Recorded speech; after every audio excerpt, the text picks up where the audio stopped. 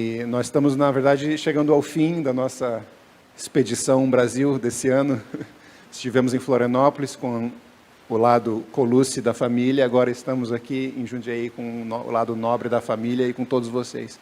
E eu quero agradecer a todos vocês que têm se comprometido conosco, aqueles que estão há mais tempo envolvidos na nossa história, desde o nascimento do Arthur, e aí depois do Otto, a chegada da Olivia. Vocês têm participado de perto naquilo que Deus tem feito lá na Inglaterra, e eu quero agradecer vocês pelo investimento que vocês têm feito nessa obra, e nós sabemos que nós não estamos sozinhos, porque vocês estão conosco, e também porque a gente recebe as visitas, né? O pessoal que aparece lá em casa e acaba se envolvendo, acaba participando daquilo que a gente faz parte. E eu só queria lembrar, quando no início da reunião foi falado a respeito né, de nós darmos aquilo que nós temos, aquilo que o Senhor tem depositado em nós.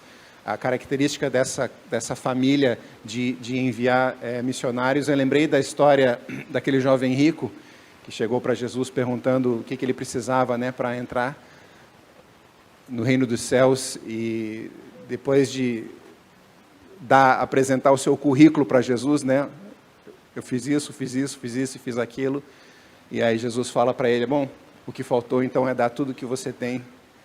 E aí você conhece o resto da história. Mas eu lembrei que, né, a gente vive um padrão diferente. O mundo fala do poder de compra, né, daquilo que a gente pode adquirir, e a nossa identidade está muito ligada a isso, né? Aquilo que eu posso comprar, o que eu vou comprar, né? Qual é a próxima coisa? Aí eu compro e eu sei que não me satisfaz, mas tem alguma outra coisa que eu posso adquirir. Enquanto o reino de Deus fala do poder da oferta, daquilo que a gente pode dar. Quanto mais a gente dá, mais a gente se satisfaz no reino de Deus. E eu quero louvar a Deus pela vida de vocês, por darem de várias maneiras diferentes, darem de maneira que nos abençoa e darem de maneira que abençoa as nações. E enquanto a gente estava louvando, eu tive uma visão eu não vou tomar muito tempo, não se preocupe. Eu tive uma visão de um balde de lata, mas era um balde, assim, sabe, eu não sei se eu posso dizer bonito, né? Balde de lata geralmente não é bonito, mas era um balde perfeito, sem nenhum furo, nenhuma rachadura e nada disso. E eu entendi, enquanto eu estava orando, eu entendi que Deus estava falando comigo que esse balde precisa ter furos, precisa ter umas rachaduras, porque enquanto eu carrego esse balde ele vai vazando, vai regando por onde eu passo. E eu acredito que posso ter algumas pessoas aqui nessa manhã que têm esse balde que é intacto e gostam de preservar esse balde intacto, bonito, sem rachas, sem rachaduras, sem nenhum furo. E Deus está querendo fazer uns furos nesse balde.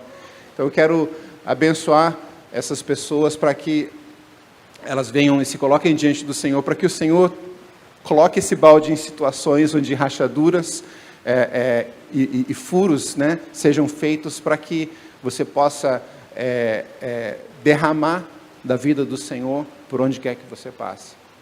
Amém. Acho que meu marido já falou tudo, então amém.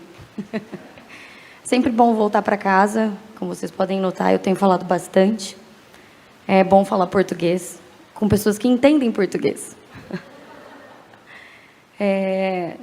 A gente sempre fica muito feliz de ser abençoado por vocês. Para mim é meio que uma luta vir, porque eu acho que dessa vez foi pior, porque fazer mala para 5 pessoas não é fácil. E principalmente quando você tem que enfiar tudo para 5 em 3 malas. Mas para mim é uma grande alegria estar aqui, assim, vocês poderem conhecer esse presente que Deus deu, o nosso terceiro presente. Né? A Olivia é a prova de que Deus é infinitamente maior, né? Faz infinitamente mais do que a gente pensa, do que a gente pede, do que a gente imagina. Né? E a Olivia veio para mostrar de novo aquilo que Deus fez. Né? Assim, o diabo está sempre tentando impedir aquilo que Deus tem para fazer na vida da gente. Né? O Arthur e o Otto também passaram por uma situação bem complicada quando eles nasceram. Os 3 passaram por uma situação onde o diabo facilmente podia ter tirado a vida deles, mas estão aqui, né? Então, eu queria, junto com o Maurício, né, animar vocês a continuar persistindo naquilo que Deus tem para vocês. Né? Deus nunca está atrasado, Deus nunca está adiantado, Ele nunca está com pressa, porque o tempo dele é perfeito, os caminhos dele são perfeitos. Né? E é bom estar aqui com os irmãos, e eu espero poder receber, obviamente, não todos de uma vez só, né? Mas eu queria, né, dizer que o convite está de pé ainda, a nossa casa ainda está aberta, e para receber os irmãos, quando vocês quiserem conhecer a congregação lá, que é uma... E sempre que eles mencionam o Brasil, eles falam que é uma parte do Gateway no Brasil. Então, é muito legal isso, né? E eles acreditam muito nessa ponte. Então, a gente tem intenção aí de continuar mandando. E o ano que vem, a gente vai ver a primeira pontezinha se tornando uma aliança. A Kate, que é uma moça que veio com a gente para o Brasil há 3 anos atrás, conheceu um brasileiro e se casa com ele muito em breve. Então, né, as coisas estão realmente se materializando. Amém. Vocês podem se assentar um momentinho? João. Como já me falou, nossa viagem vai ser só um pouquinho mais comprida. São 20 horas mais ou menos de voo, só que o total vai dar 49 horas de viagem, de Guarulhos até Novosibirsk. Então vai ser bem complicado, escalas longas, bem cansativo. A gente vai fazer em 3 trechos, né? Então a gente vai fazer duas paradas no meio do caminho, mas a gente está indo. Dia 31 de agosto a gente está lá. Graças a Deus a gente vai chegar ainda com um restinho de calor lá, começando o frio para dar tempo de adaptar. Então estejam cobrindo nós de oração mesmo. Só agradecer, né, mais uma vez a comunidade, né, que tem caminhado conosco, não é desde hoje, mas agora tem sido de uma maneira ainda mais próxima, né, com relação à nossa partida para a Rússia. Então, agradecer a cada um que tem realmente orado por nós, que tem investido os seus recursos. Até agradecer a irmã Ivone. Olha só, gente, não está bonita hoje? Tinha uma foto aí, ó, bem... Então, olha, a foto vai sair bonita mesmo, mas não por causa de mim, porque a roupa e o fotógrafo, né? Então, assim, fui presenteada ontem, tá vendo como essa igreja abençoa, né? O Senhor pode usar aquilo que você tem para o reino, e isso aqui vai estar na Rússia, com certeza. Então, assim, de verdade, agradecer, né? Cada um que tem orado, que tem contribuído, que tem se preocupado conosco, aos pastores, né? E estamos juntos, porque essa caminhada é contínua, né? Ela não para aqui, começou aqui e vai até onde Deus quiser, né? E esse é o momento de estarmos na Rússia, então a gente conta muito, muito com as orações e a cobertura espiritual da igreja. E no momento a gente está fazendo mala só para 2, né? Mas quem sabe daqui a 2 anos a gente não acrescenta mais uma aí, né? Pode ir ali para baixo ali. Maurício e Sibeli, vocês vêm? Eu gostaria que a gente estendesse as mãos. Os pastores, por favor, impõem as mãos. Vida no Espírito. E eu estava compartilhando com os irmãos, eles oraram comigo aqui pouco antes da reunião, que eu aceitei o desafio de ministrar sem atinar verdadeiramente para aquilo que os irmãos tinham me... Eu não sei se foi pedido ou mandado que eu ministrasse. Poucas vezes eu senti o que senti essa semana, orando, estudando, meditando. Poucas vezes eu senti na minha vida. Senti, em determinado momento, quando eu fui convidado por Ivani para falar na formatura dos psicólogos, ali na Faculdade de Anchieta. Eu me senti assim, tremendo na base. Pregar para psicólogo é um negócio sério, porque você está pregando, eles não estão só analisando a palavra, como analisando você. Um outro momento foi quando eu fui convidado para pregar numa formatura de advogados, diante de juízes, de desembargadores, e ali sabendo que eles estavam analisando meus argumentos, com possibilidade de me absolver ou condenar. Outra vez numa formatura de psicólogos em Salvador, e ali eles me avisaram na noite anterior que no dia seguinte eu ia pregar numa formatura de psicólogos. Falei, ainda bem que vocês me deram 24 horas para me preparar.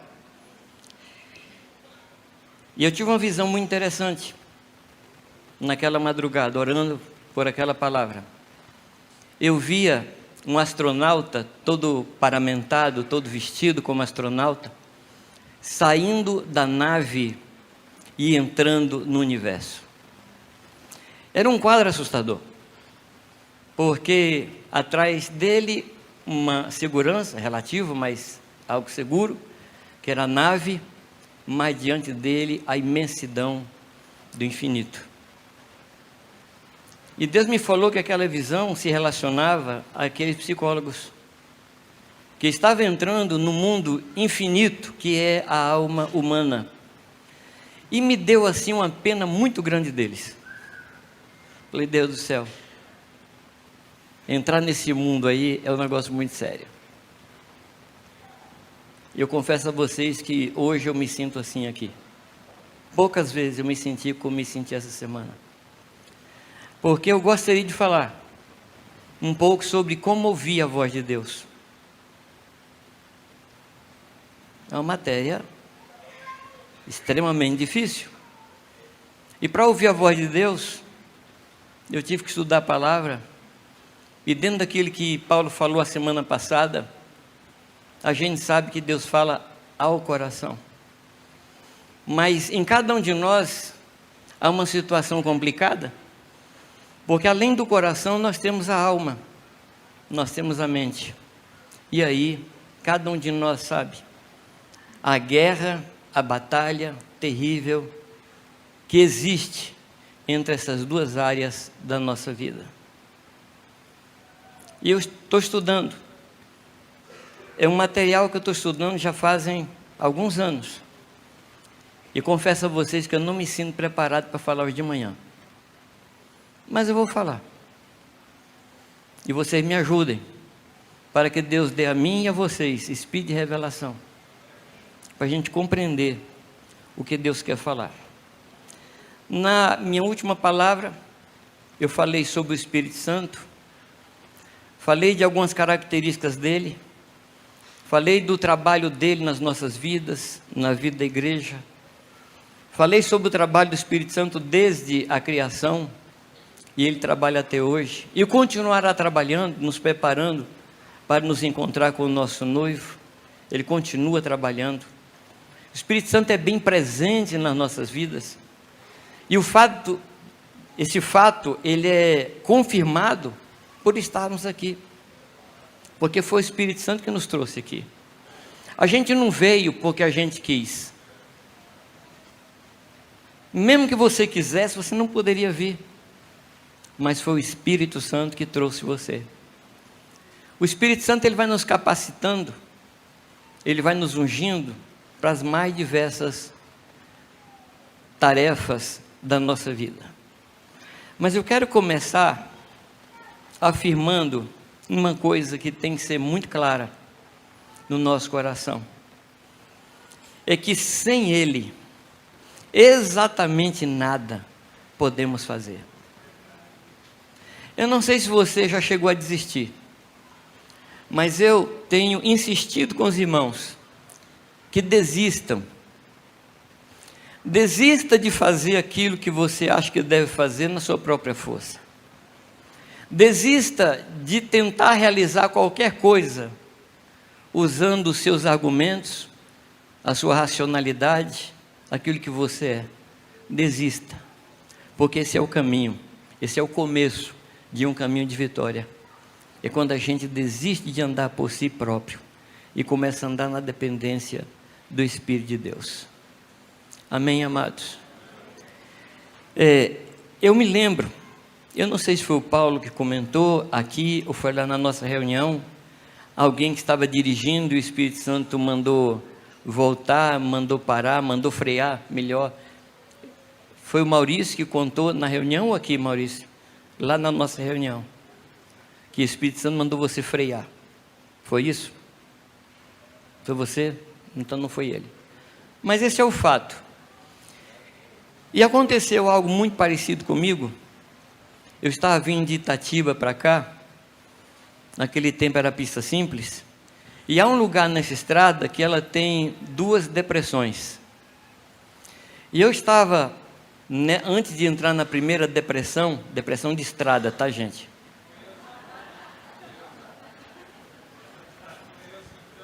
Foi você. Eu não quero ser analisado aqui não, tá? Você faz favor.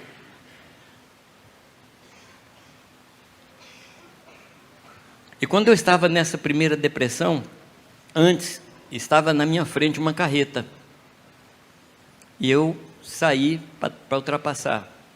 E eu escutei o Espírito Santo falar: volte. Eu voltei imediatamente. Quando eu voltei, saiu da depressão uma outra carreta. Se eu tivesse perguntado ao Senhor: Senhor, por que voltar? Ele me responderia lá de cima. Eu com ele, falar por causa daquilo. Eu ia virar um patê de pastor. Ia ser totalmente amassado. A partir dali, eu tenho procurado dirigir nas estradas perguntando ao Senhor se posso passar. Por uma questão de inteligência, porque Deus está vendo de cima. Claro, eu não pergunto a Ele se devo passar numa faixa dupla. Não pergunto isso não sou tolo a esse ponto. Eu pergunto se posso passar no lugar que eu posso passar, mas ainda assim eu pergunto. E muitas vezes o Senhor tem falado: não vá ou vá. Então eu tenho procurado me acostumar a perguntar a Deus as coisas e treinar meu ouvido e o meu coração para perceber se eu posso ou não posso fazer.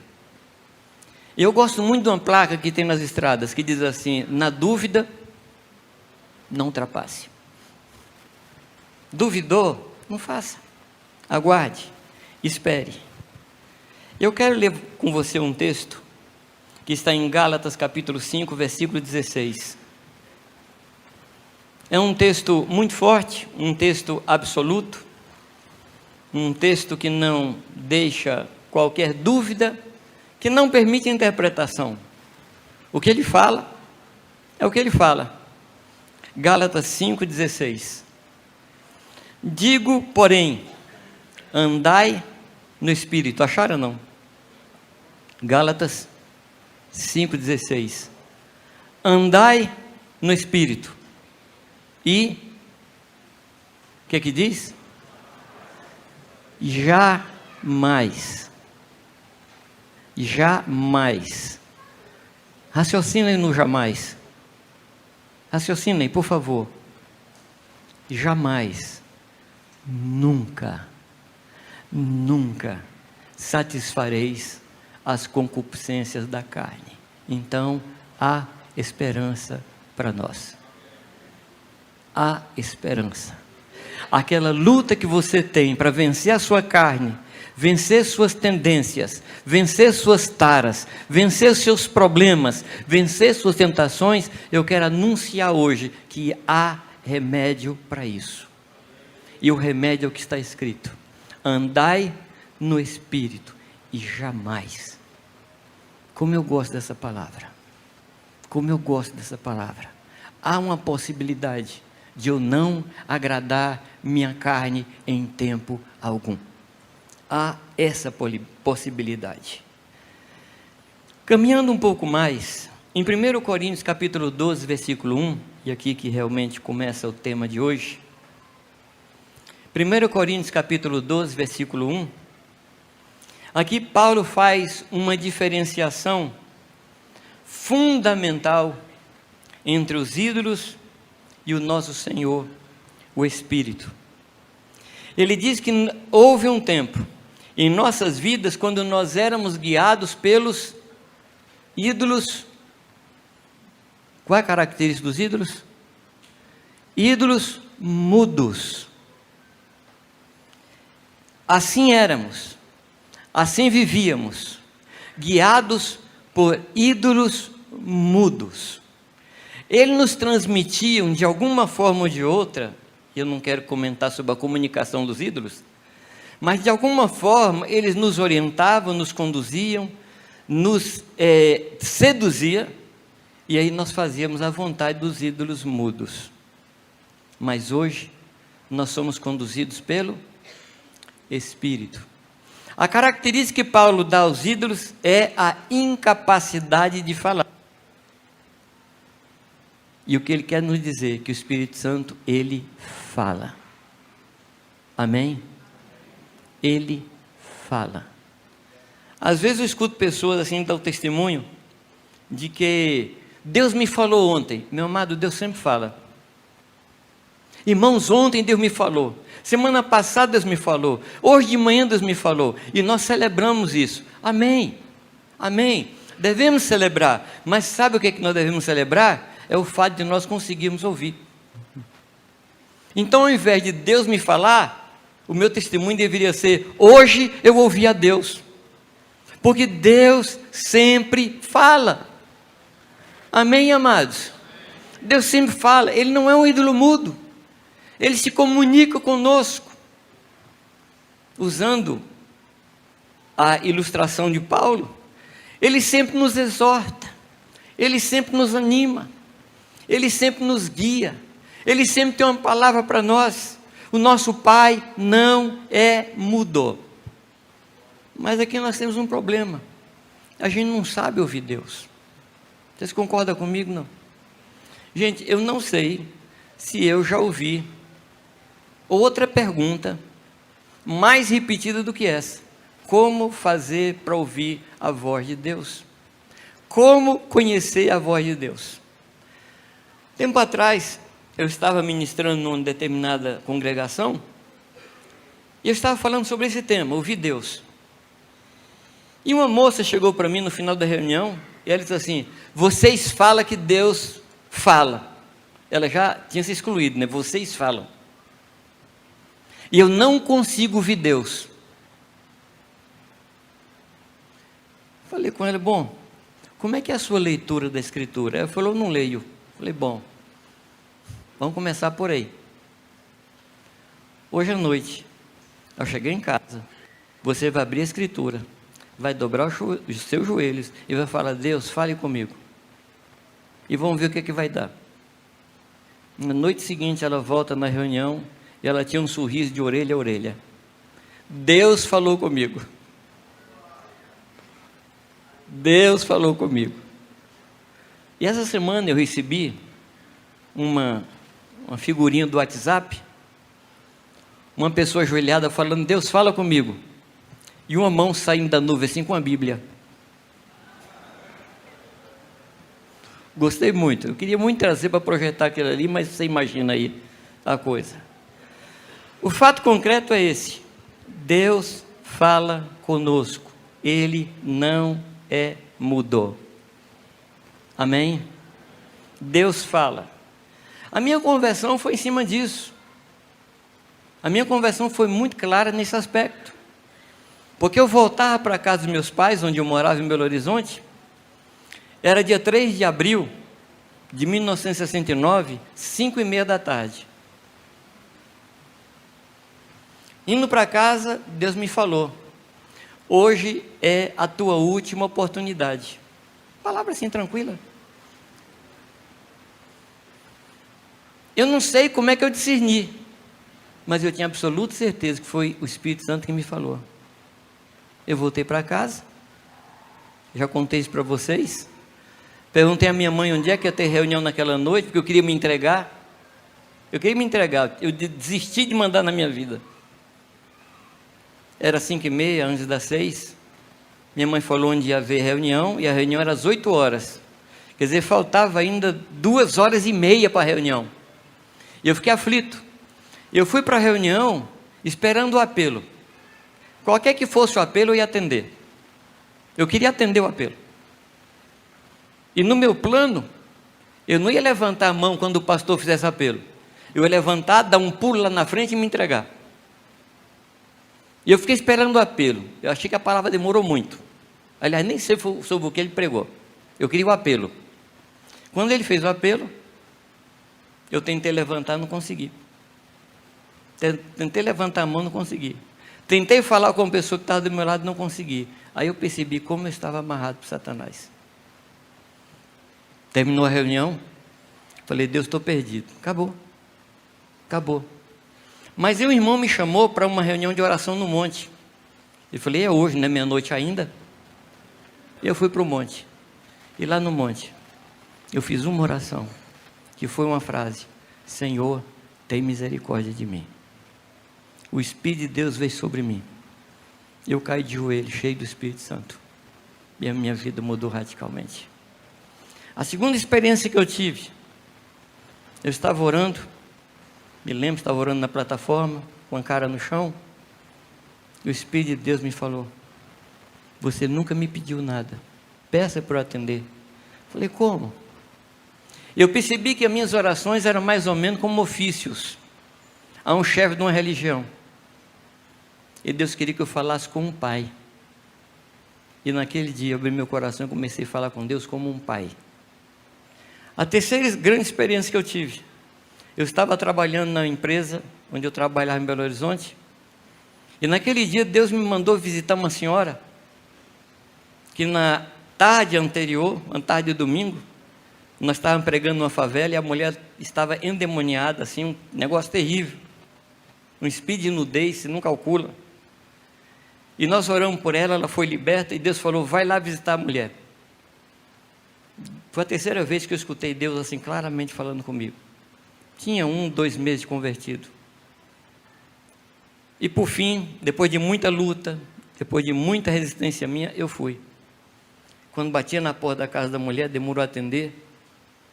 Ela abriu a porta, ela estava com os olhos vermelhos e falou, que bom que você veio. Eu estava pronta para me suicidar. Deus fala. Deus fala. Deus fala. Abre seu coração hoje. Deus vai te falar. Não necessariamente pela palavra, mas Deus vai te falar o coração.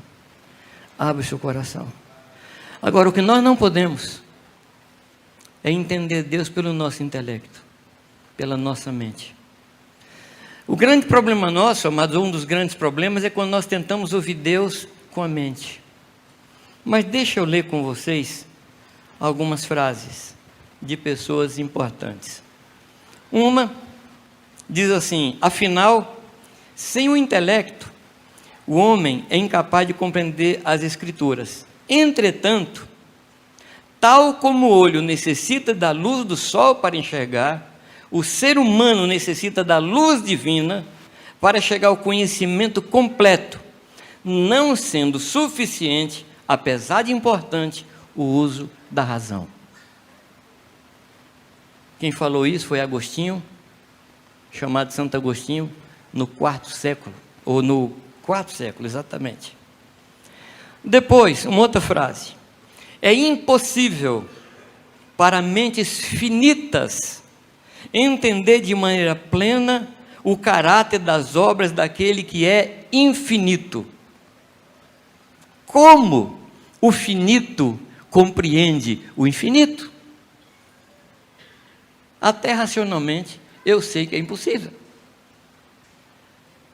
Para o intelecto mais esclarecido e a mente mais educada, o santo ser, Deus, ainda será um mistério. Porque o mistério de Deus não se revela na nossa mente. Vou ler uma outra frase, esse de um filósofo e teólogo alemão.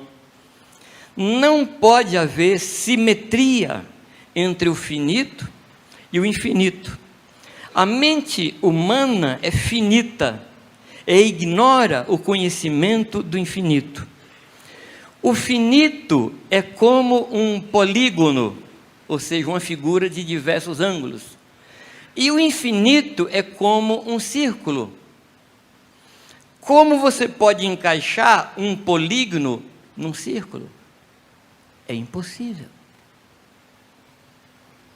Depois de ter citado Agostinho, depois de ter citado Nicolau de Cusa, eu cito a mim mesmo. Veja em que nível eu me pus. O homem só conseguirá entender Deus quando a ameba, olhando no microscópio, de baixo para cima, descrever o seu pesquisador.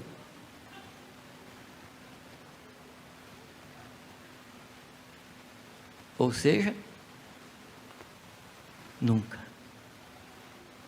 E um amigo muito chegado, Thomas Wilkins, diz que no dia que você conseguir descrever Deus, foge isso, porque você acabou de criar um ídolo.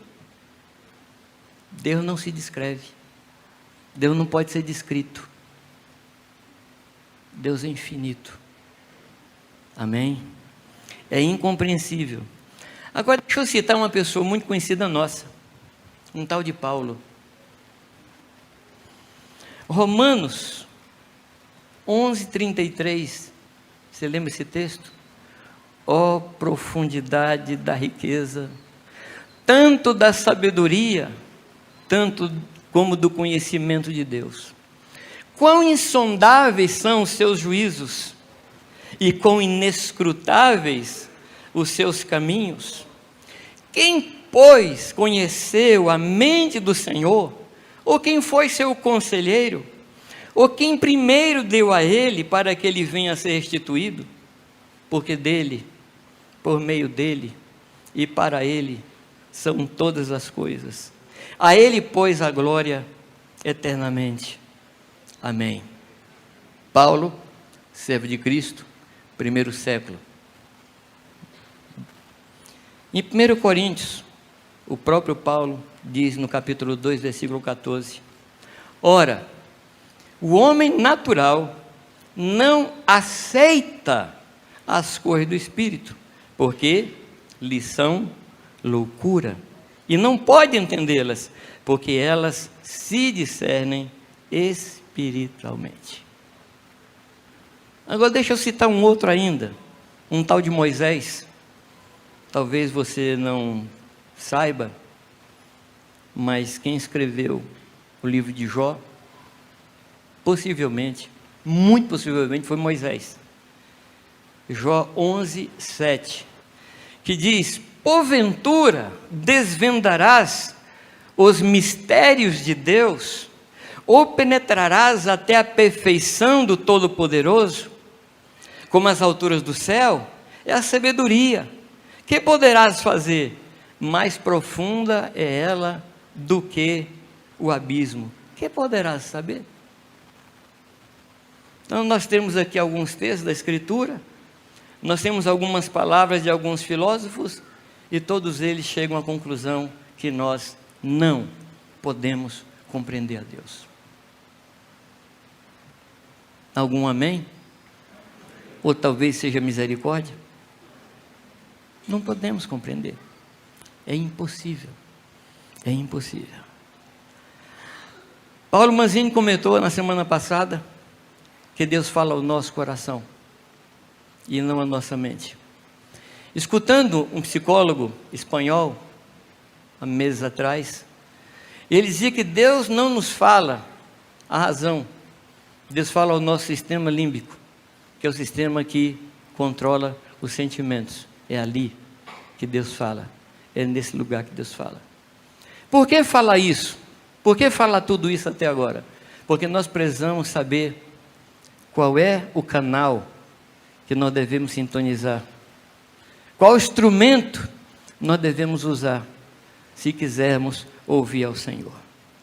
O Senhor se comunica com o homem através do coração. E ali estão as conexões das comunicações verdadeiras entre nós e Deus, e entre nós e os nossos irmãos. Ali está, no coração, as conexões que Deus usa. Pensando em termos de eletricidade, de conectores, você não pode colocar um conector quadrado num conector redondo. Os conectores precisam se encaixar um no outro. E esses conectores não estão na mente. Esses conectores estão no coração. Amém? Nós compreendemos a Deus a partir do nosso coração e não a partir da nossa mente. Quando usamos a mente, nós nos comunicamos no nível da mente e só atingiremos as mentes. Não chegaremos ao coração das pessoas.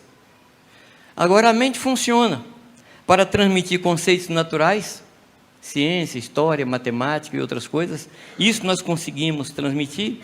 Mas quando queremos comunicar verdades espirituais, nós precisamos chegar ao coração do próximo. E aí nós precisamos usar outras conexões.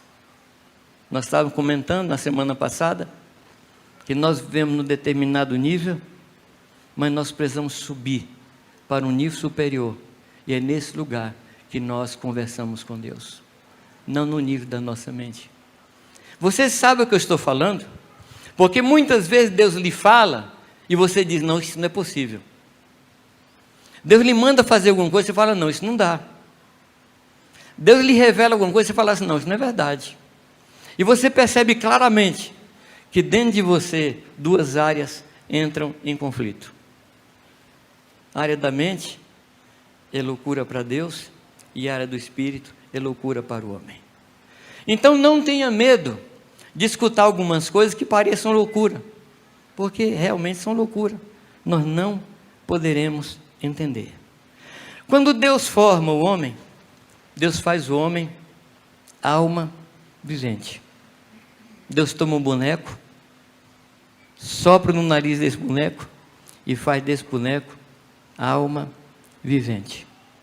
Creio que vocês já leram isso, vocês já compreenderam isso. Mas lendo esse texto de novo, meditando nele, eu vi um verbo que eu nunca tinha prestado atenção. Ele diz que Deus sopra nas narinas do homem e o homem passa a ser alma vivente. Ele sobe um degrau. Eu creio que você sabe que o nosso corpo ele é feito de todos os minerais que tem na terra. Todos os minerais que tem aqui tem na terra, mostrando a nossa origem. Mas para que o homem pudesse se comunicar com Deus, Deus precisou soprar nas narinas do homem, colocando uma outra forma, um outro caminho, um outro conector, para que aquele homem pudesse entender a Deus, não com a sua própria mente, mas com a mente que ele colocou. O nome Adão, ele tem um significado muito interessante. Adão significa aquele que veio da terra. Adão significa isso, ou o formado da terra. Isso está em oposição ao que se fala de Jesus. Jesus é aquele que veio do céu, Adão é aquele que veio da terra. Então quem veio da terra não pode comunicar com aquele que veio do céu, a não ser que haja no meio um instrumento, alguma coisa que faça essa conexão. E essa conexão, amados, é o Espírito de Deus e o nosso Espírito. Amém? Eu preciso falar isso para a gente não gastar tempo tentando entender Deus. O meu pai na fé, ele sempre dizia alguma coisa para mim. Ele dizia, Jamê, tenha misericórdia da sua mente, não queira que ela entenda a Deus, tenha misericórdia dela, porque ela é finita, ela não vai poder compreender. Quando Deus faz o homem alma vivente, ele estabelece então o ponto de contato que é o Espírito que Deus nos deu. Deixa eu lhe mostrar alguns textos que mostram essa dualidade entre o que é do Espírito e o que é da mente. 1 Coríntios 14, diz assim, porque se eu orar em outra língua, o meu espírito ora de fato, mas a minha mente fica infrutífera. A minha mente fica infrutífera. Orarei então com o espírito, mas também orarei com a mente. Cantarei com o espírito, mas também cantarei com a mente. Você precisa adorar a Deus e amar a Deus com todo o seu ser. Então, amar a Deus com todo o coração, mas amar a Deus também com todo o entendimento. É importante que a gente tenha essa percepção. Davi tinha essa percepção. Salmo 131, verso 2, ele diz: pelo contrário, fiz calar e sossegar a minha alma. Ou seja, o espírito de Davi fazendo calar e sossegar a sua alma. A alma é o lugar das lutas, das depressões, das doenças que vêm, que são doenças psíquicas. E se nós tentarmos fazer a mente entender as coisas espirituais, não vai dar certo e nós vamos entrar em confusão e até em depressões. Por isso nós precisamos fazer calar e sossegar a nossa alma para podermos compreender a Deus. A nossa vida espiritual não é baseada ou apoiada na nossa racionalidade. Ela é apoiada na nossa espiritualidade. E a espiritualidade, ela existe, ela acontece, ela cresce com a nossa relação com Deus, com a nossa vida com Deus, na nossa dedicação a Deus. Amém, amados? Deixa eu ler um outro texto. Eu não vou ler, eu vou citar. Houve um dia, uma madrugada, uma grande tempestade no mar. O mar estava revolto, as ondas batiam contra o barco, e lá no barco estavam os discípulos de Cristo. Nisso, eles viram no meio da tempestade, da tormenta, eles viram uma figura que caminhava ali. Pergunto a vocês, isso é lógico ou ilógico? Então, isso é ilógico. Estava lá um fantasma sobre as águas. E eles começaram a gritar, deixaram de ficar assustados com a tempestade e passaram a ficar assustados agora com o fantasma. Fizeram susto sobre susto. E um deles olhando, diz assim, é o Senhor. E o Senhor fala para eles, tranquilo. E Pedro faz o quê? Pedro faz a coisa mais ilógica que um pescador podia fazer. O que é que Pedro faz? Se é o Senhor, ora, isso aí para mim já é um problema. Porque não tendo certeza de quem era, e se não fosse Jesus, manda eu ir ter contigo. Você parou para pensar nisso? Não. Somente o começo da proposta já é discutível. Se é o Senhor, manda-me ter contigo. E Pedro faz a coisa mais ilógica que um pescador poderia fazer no dia de tempestade, que é sair do barco. Ora, o barco, amados, era segurança. O barco era aquele lugar que de alguma forma dava alguma segurança. Mas qual a proposta dele? Me mande ter contigo. E Jesus fala, vem. Ele passa a murada do barco, pisa na água e começa a andar. Mas lá no meio da história, a alma volta a funcionar. Gente, Pedro falando, está um pescador. Gente, a densidade da água é menor do que a densidade do corpo humano. Logo, eu não posso estar aqui.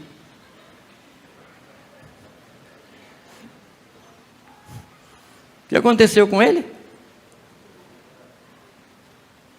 Começa a afundar. Porque ao invés de entender o Espírito, ele começa a raciocinar.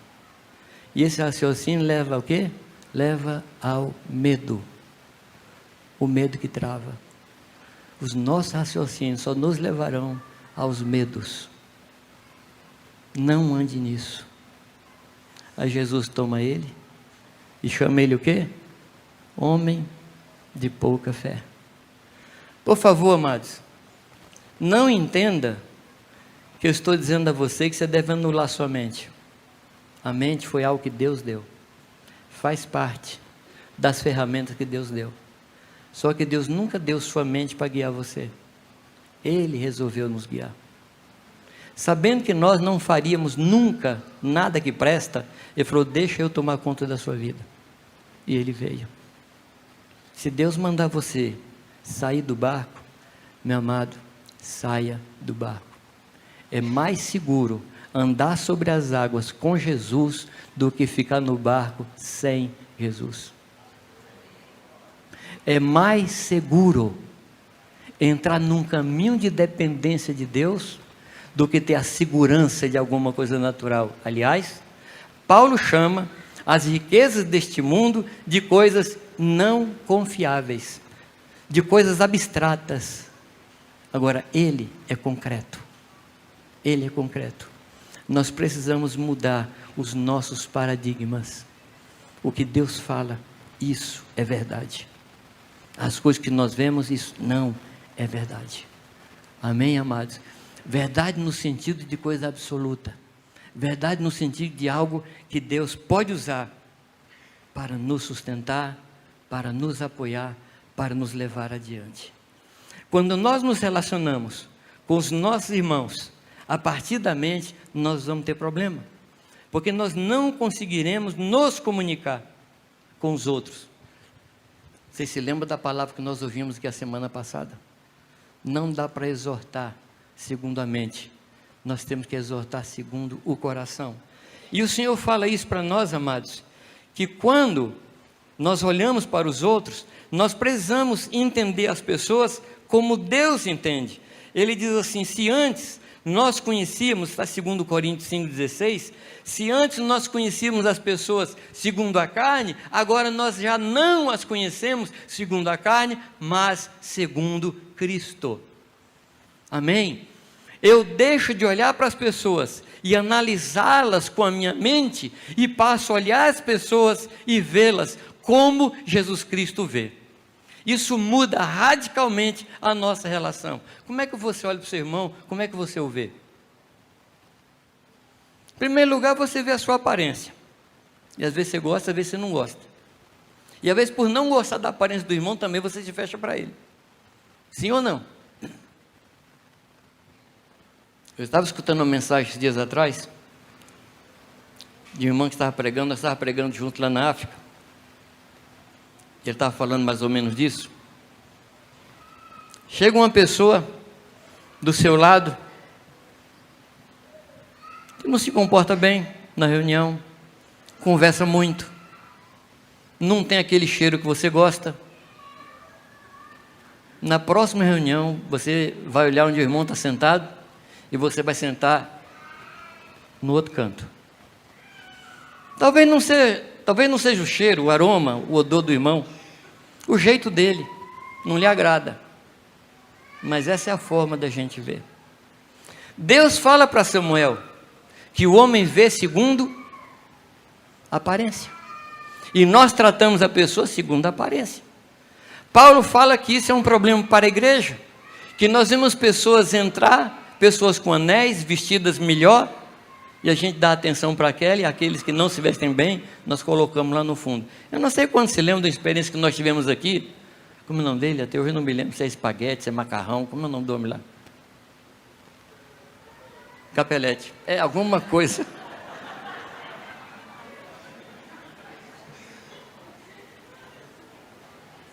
Eu nunca lembro o nome do irmão, mas é alguma coisa ligada a massas. Eu não sei quando se lembra como é que ele entrou aqui. Lembra não? Foi você que abraçou ele, não foi? Você, Ivan, não foi não? O homem entrou aqui, mal vestido, falando alto, gritando, querendo comida, que alguém arranjasse comida para ele. Não sei quando se lembra. A pessoa chega e você faz assim, né? É porque nós vemos as pessoas segundo a nossa mente, segundo nossos olhos. Mas da agora em diante, nós vemos as pessoas segundo Cristo. Nós subimos o nível. Eu queria que você descrevesse para mim quem é o seu irmão. Quem é seu irmão? Ele é nascido de novo? Ele é nova criatura? Ele é filho de Deus? Ele é servo do Senhor? Ele é filho amado de Deus? Você percebe duas visões diferentes? Uma é visão mental e outra é a visão do coração. Porque a visão do coração é a visão segundo Cristo. Essa é a visão. E de acordo com isso, é assim que nós vamos tratar a pessoa. Não olhe para as pessoas segundo a sua mente. Olhe para as pessoas segundo Cristo. Isso determina as nossas relações. Deus, Ele se comunica conosco e começa a agir através de nós a partir do coração. Romanos 5,5 diz, amados, que a esperança não confunde, porque o amor de Deus é derramado em nosso coração pelo Espírito que nos foi dado. 2 Coríntios 1,22, que também nos selou e nos deu o penhor do Espírito Santo no nosso coração. Gálatas 4,6 diz assim: e porque vós sois filhos, Deus enviou o Espírito ao nosso coração, e enviou o Espírito do seu Filho ao nosso coração, pelo qual nós clamamos, Abba, Pai. Você percebe onde é que Deus trabalha? Você percebe onde é que Deus implanta as suas coisas? Há um outro texto, Atos 17:11, que fala dos bereanos, e diz que os bereanos tinham duas qualidades. Vocês se lembram ou não? A qualidade que mais nós lembramos qual é?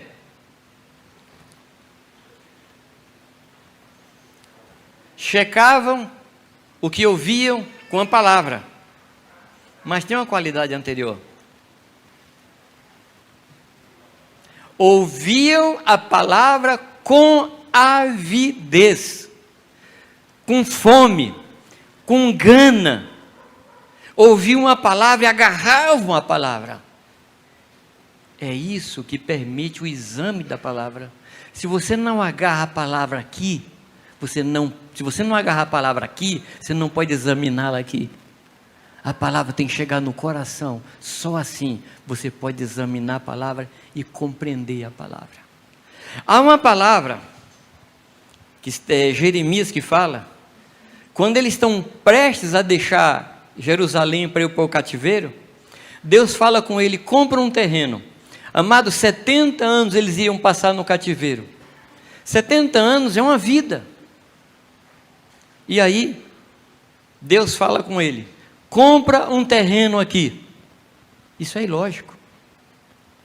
Eu vou passar 70 anos em outro país como escravo, sem ter certeza que vou voltar e vou comprar um terreno aqui? Isso é ilógico. Mas, como aquele homem era obediente e sábio, além de inteligente, ele compra o terreno. E ele chama o Baruque, e Deus fala para ele, toma as escrituras eram duas. Uma escritura do terreno era aberta, e para ele dizer, esse terreno é meu. Mas havia uma outra escritura, que era selada, e a escritura deveria se guardar. E ele diz assim, toma a escritura, tanto aberta como a fechada, e mete-as no vaso de barro, para que permaneçam durante muitos anos. Como é que eu interpreto isso? A escritura é a garantia das coisas que Deus já nos deu. É a garantia daquilo que Deus já comprou para nós. Mas existe escritura selada, existe escritura aberta. Existem coisas que você não compreende na Bíblia, existem coisas que você já compreende. Uma não compreende e a outra já compreende. E Deus fala o quê? Mete-as no vaso de barro. O que é o vaso de barro? Nós somos o vaso de barro. E há coisa na Escritura que nós não entendemos ainda. Mas na hora certa, Deus tira o véu e aquele mistério é revelado para nós. De qualquer forma, você tem que meter a Escritura no vaso de barro. Você tem que ler a Escritura. Ah, mas eu entendo, ler a Escritura. Mete a Escritura no vaso de barro. Põe tudo aqui em você. E na hora certa, Deus vai trazer para você a revelação. Nós somos formados de espírito, alma e corpo. O que é o espírito? O espírito é o lugar onde nasce a vida de Deus. A palavra de Deus diz, amados, que nós estávamos mortos nos nossos delitos e nos nossos pecados. Deixa eu voltar no tempo e vamos lá para o paraíso. do lado de Adão e do lado de Eva. Deus diz assim: você não pode comer da árvore do conhecimento do bem e do mal. E ele diz assim: no dia em que vocês comerem, vocês vão morrer. Quando? No dia que comer. Está prestando atenção? No dia que comer, vocês vão morrer. Eva comeu, deu para Adão, e diz a palavra que Adão viveu 930 anos. Morreu ou não morreu?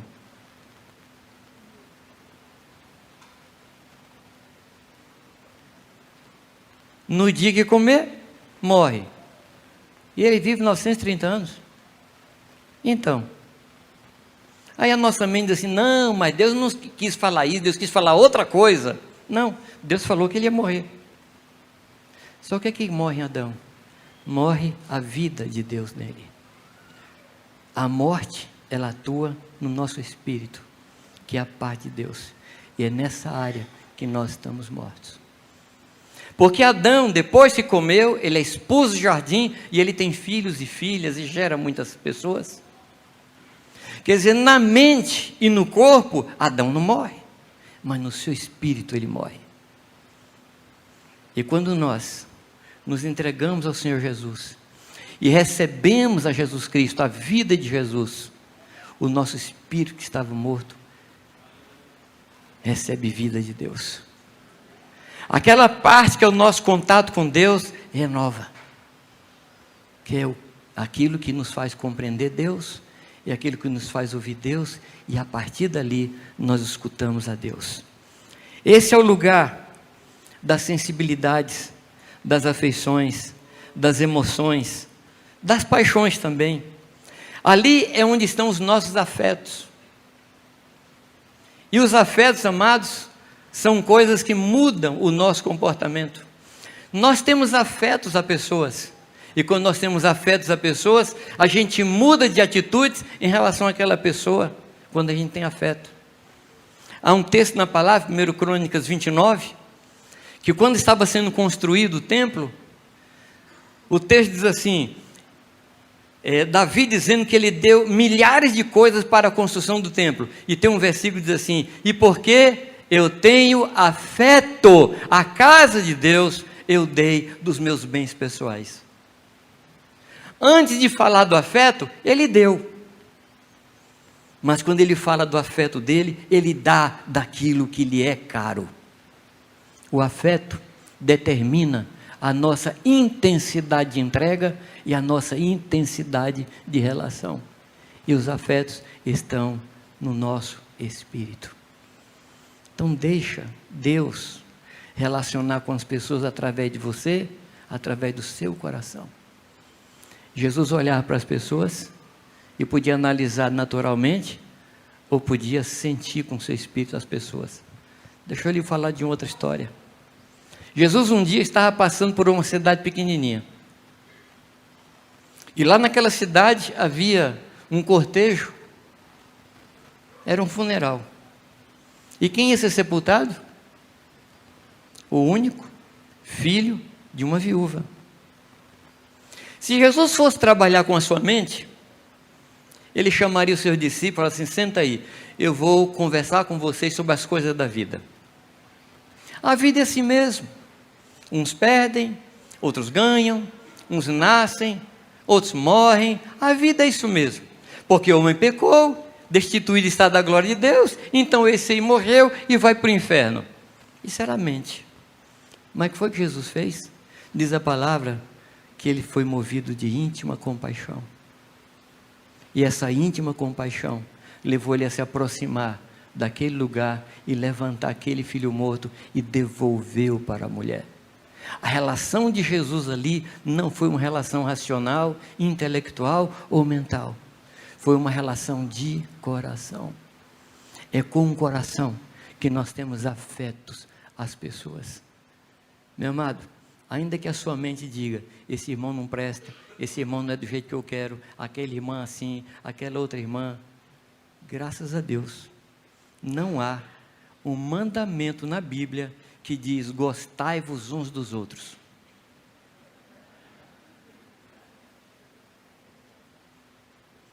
A gente gosta ou não gosta de quiabo. A gente gosta ou não gosta de jiló. A gente gosta ou não gosta, sei lá. Mas pessoas, a gente ama. E o mandamento é: amai-vos uns aos outros. Isso não é com a mente. E quando você ama, você passa a gostar.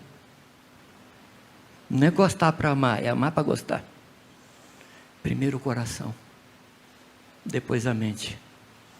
Ah, esse irmão, ele é meio feinho, né? Mas como eu amo ele, puxa vida.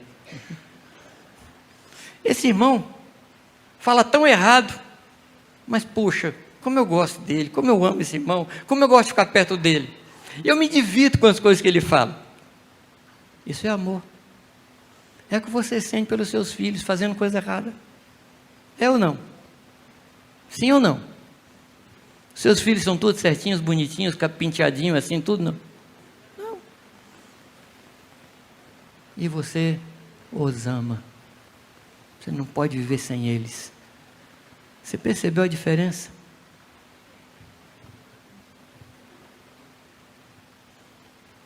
A alma fala da nossa consciência natural. Fala da autoconsciência.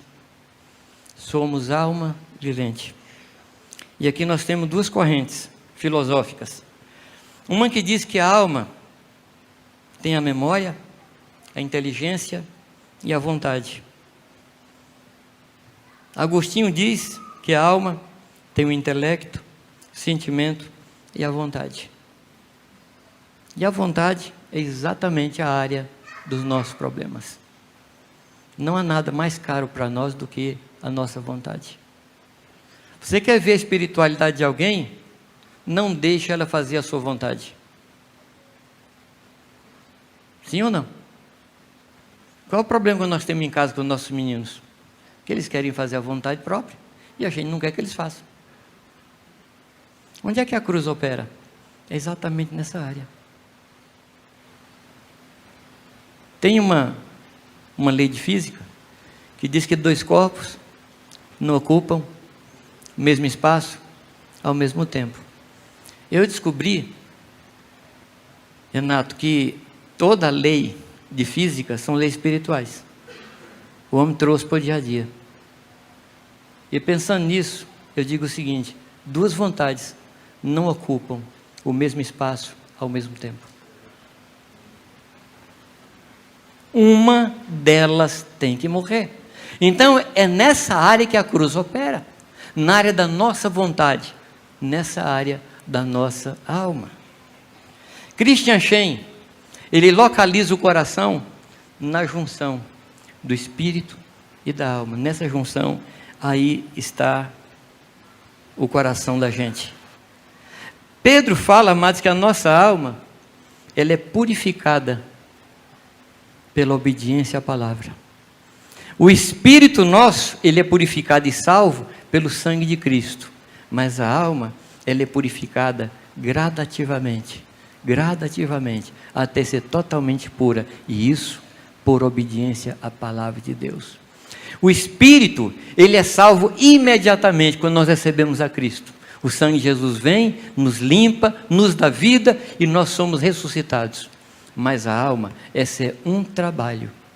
E como é que essa alma é salva? Quando nós começamos a adquirir os conceitos de Deus e trocar os nossos conceitos pelos conceitos do Senhor. Por isso que a palavra diz: transformai-vos pela renovação da vossa mente ou do vosso entendimento. Então eu vou chegando diante de Deus e digo: Deus, é isso que eu penso disso. Mas o que é que o Senhor pensa? Deus fala: eu penso diferente. Então Deus, eu vou pegar o que o Senhor pensa e vou abandonar o que eu penso. Nisso nós estamos trazendo para nós a mente de Cristo. O que Cristo pensa. Andar no Espírito não é anulação da mente. Andar no Espírito é o nosso Espírito usar a nossa mente para comunicar as coisas que Deus me fala. A nossa mente, amados, eu não vou descer a muitos detalhes. Primeiro, porque eu não sei. Segundo, porque não tem tempo. Mas a nossa mente é como se fosse uma mesa de trabalho. Você traz as informações naturais, põe aqui e comunica as informações com os outros. Ou você traz as informações de Deus e põe aqui e comunica as informações dos outros. A mente, ela pensa, raciocina, decide, julga e conhece pelo acúmulo de informações. Mas o espírito é diferente. O espírito, ele opera de acordo com uma revelação que Deus dá. A mente, ela raciocina e informa em cima desse raciocínio. Mas o espírito não. O espírito, ele age em cima daquilo que Deus revelou, daquilo que Deus falou. Muito bem. Os pensamentos são elaborados. E isso exige uma área de trabalho, exige esse lugar onde a gente traz. E os pensamentos, eles precisam ser controlados em cima daquilo que Paulo fala em Filipenses capítulo 4, versículo 8. O que é que diz lá em Filipenses 4, versículo 6 ao versículo 8? Diz: não andeis ansiosos coisa alguma. Onde é que está a ansiedade? Está na alma. Está na alma. E a tendência é a alma controlar o nosso pensamento. A nossa alma vai dizendo para o nosso pensamento: isso não tem, isso não pode, isso não serve, isso não dá.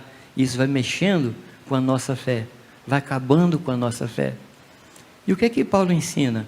Ele diz assim, amados: não andeis ansiosos por coisa alguma, em tudo, porém, sejam conhecidas diante de Deus as vossas petições. Através de quê, amados? Pela oração, pela súplica, com ações de graças. Tem alguma coisa que lhe causa ansiedade? E a ansiedade, ela não começa aqui, ela começa aqui. A minha definição para ansiedade, os psicólogos aí que, por favor, não me julguem, mas vê se está certo. Ansiedade é a tentativa de controlar o que você não pode controlar. Entendeu ou não? Ansiedade é a tentativa de controlar o incontrolável. Controlar o amanhã, controlar o depois. Você está sentado aqui, lembrando que vai cair um cheque amanhã. E hoje você já começa a falar: não tem, não sei como é que vai dar. Aí a ansiedade vai batendo. Mas, querido, o cheque é para que dia? Amanhã. Deu para entender, não? O cheque é para amanhã. Você não pode pagar hoje o cheque. Basta cada dia seu próprio mal. Você pode receber um dinheiro, chegar na sua conta, um dinheiro que você não esperava. Nós ouvimos aqui hoje 2 testemunhos. E as pessoas que envolvidas nesse testemunho poderiam ficar ansiosas, perder a fé. Mas o que é que o Senhor fala? Apresenta essa ansiedade ao Senhor, pela oração, pela súplica, com ação de graça. Amém? Tira isso do nível da mente, tira isso do nível do entendimento. Primeiro, pode cair um dinheiro na sua conta. Sim ou não? Segundo, você pode morrer, não precisa mais pagar. Diz aí, glória a Deus, vai. Não.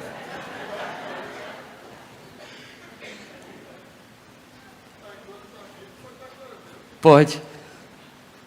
E amanhã você vai pagar. Tranquilo.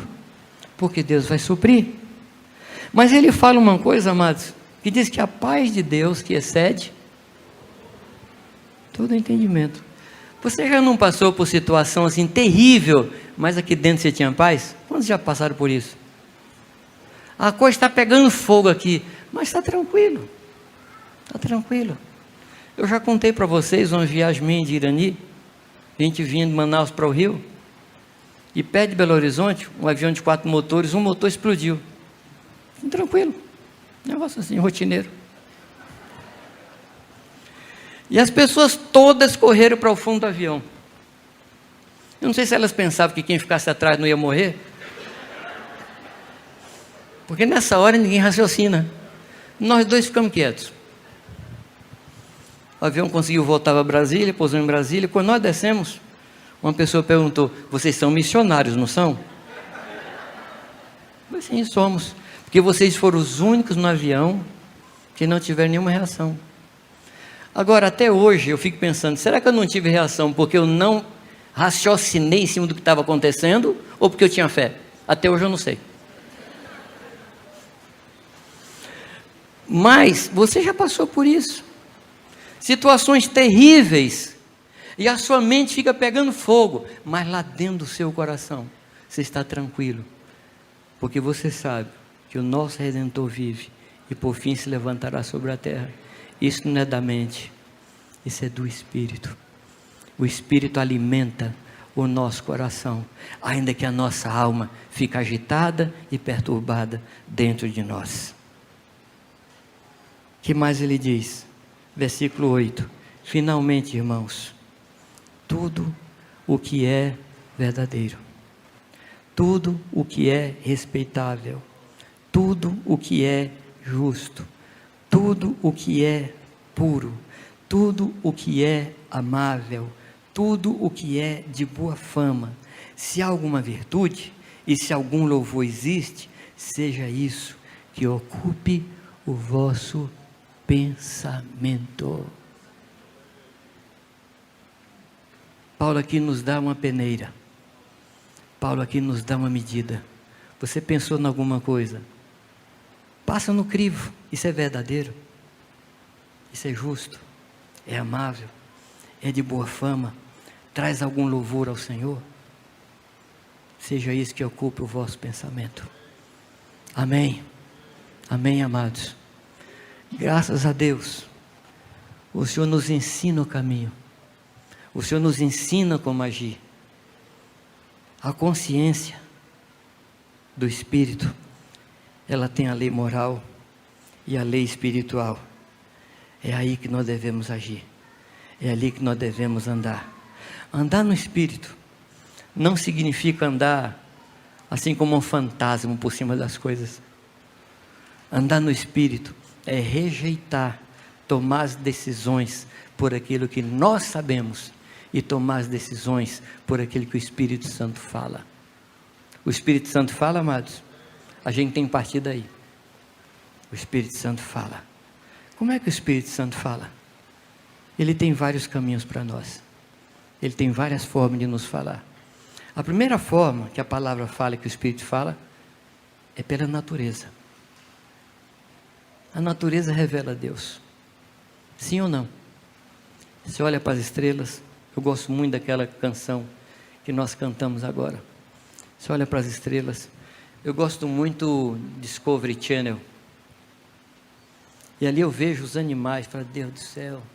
Para mim é um tempo de culto. Verdade. E dias atrás eu estava vendo uma matéria sobre o crocodilo. E sabe o que estava falando? Que o crocodilo ele tem uma válvula no coração que impede que o sangue vá para o pulmão quando ele está mergulhado. Ora, ele está mergulhado, o pulmão não funciona. Eu pensei, meu Deus, como é que o senhor foi capaz de pegar um crocodilo e pôr com essa válvulazinha ali? O que é o crocodilo? E eu comecei a adorar a Deus ali dentro da televisão. Senhor, que glória fantástica. Porque a natureza revela Deus. Amém.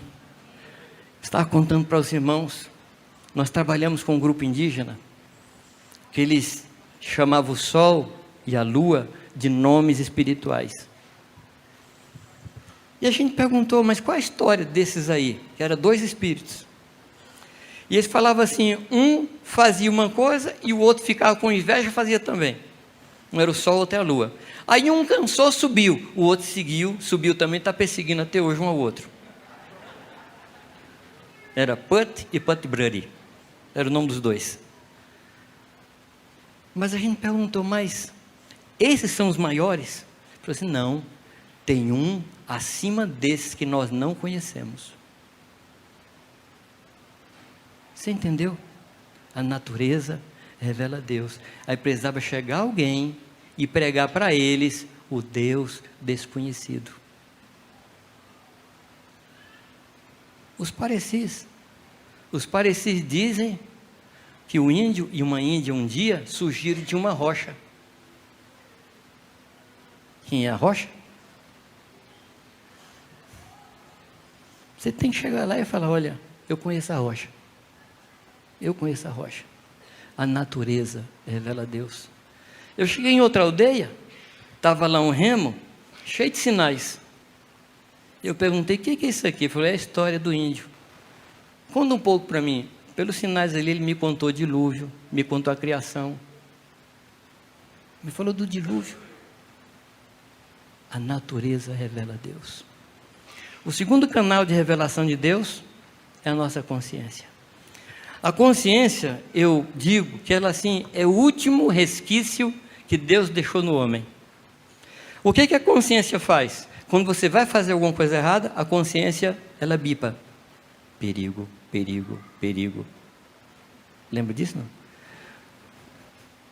Tá. Aqui houve uma comunicação, você percebeu, né? Comunicação de idades. O que é que você faz com isso que a consciência fala? Se você atende à consciência, você deu um passo mais. O problema da consciência é que ela é programável. Ela avisa uma vez, você não obedeceu. Ela avisa a segunda vez, você não obedeceu. Ela não avisa mais, porque ela entende que aquilo não é mal. Ela não fala mais. A Bíblia chama isso de consciência cauterizada. Mas se você for fiel à consciência, Deus vai lhe levar para um outro nível, que você começa a escutar Deus. Pelos irmãos. Pelos irmãos. Na multidão de conselheiros está a sabedoria. Você vai fazer alguma coisa, meu irmão? Aliás, deixa eu te dar uma dica. Quando você tiver plena certeza de alguma coisa, eu lhe aconselho a não fazer. Pergunte a outros. Pelo simples fato que os nossos maiores erros é quando a gente tem certeza. É ou não? Quem aqui já teve certeza de uma coisa e fez, e desculpa aí o versículo, deu com os burros na água? Você tinha certeza. Eu descobri que quem morre afogado é quem sabe nadar. Porque quem não sabe nadar fica na beirada. Fica ou não fica? Agora o cara sabe nadar, vai para lá, vai para o fundo e pronto. Você não sabe nadar, querido, fica na beirada. Pergunta aos irmãos. Na multidão de conselheiros está a verdadeira sabedoria. E a palavra diz assim, seja a paz de Cristo o árbitro nos vossos, plural, vossos corações. Então é natureza, consciência, os irmãos. Como é que funciona esse versículo? Você vai fazer alguma coisa. Você percebeu que os irmãos não têm paz? O que você deve fazer? Não fazer. Ah, não, mas eu tenho certeza. Não faça. Ah, mas vai dar certo. Não faça. E eu vou falar uma coisa aqui, as mulheres não me escutem, porque eu estou entregando o ouro para o bandido. Quando você chegar para sua esposa e falar, estou fazendo isso, e assim, assim, assim, e a mulher falar assim, eu não sinto. Não faça. A mulher tem uma coisa, que você soma 2 mais 2 é 4, ela soma 2 mais 2 é 5, e vai dar 5. As mulheres não escutaram, não vai falar sobre isso em casa com o marido. Se você disser em casa que eu falei, eu digo, não falei isso. Falei sim. Depois, a Escritura. A Escritura é o próximo passo. Obedeça ao que diz a Escritura. Amém? Obedeça o que diz a palavra. A palavra falou, está falado. Não mate, Não mate. Não ofenda. Não ofenda. Não prejudique. Não prejudique. Está escrito. Como é que eu posso tentar ouvir o Espírito Santo se eu não estou atento à palavra escrita? Quando você é treinado